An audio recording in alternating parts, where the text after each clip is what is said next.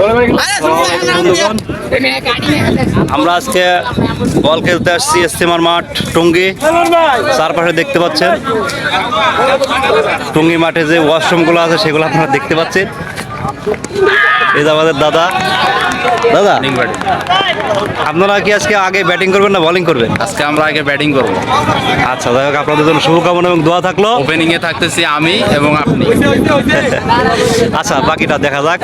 এই যে দাদা, ইস্তেমার মাঠ সম্বন্ধে মানুষ বলে, অনেক সময় শোনা যায় যে ইস্তেমার মাঠে একবার যে আসে 3 বার আসলে নাকি অনেক সওয়াব হয়, হজের সময় নাকি সওয়াব হয়। এই সমস্ত কথা কি আপনার বিশ্বাস হয়? I don't know. এগুলা কি সত্যি কথা? আমি জানি না। এগুলো আসলে ভুয়া কথা। যাই হোক, আমাদের রোমানের কিছু বলার আছে? সে নাদিমের কিছু বলার আছে? না ভাই, আমার কিছু বলার নাই, আপনি যা বলেন তাই ঠিক। আচ্ছা।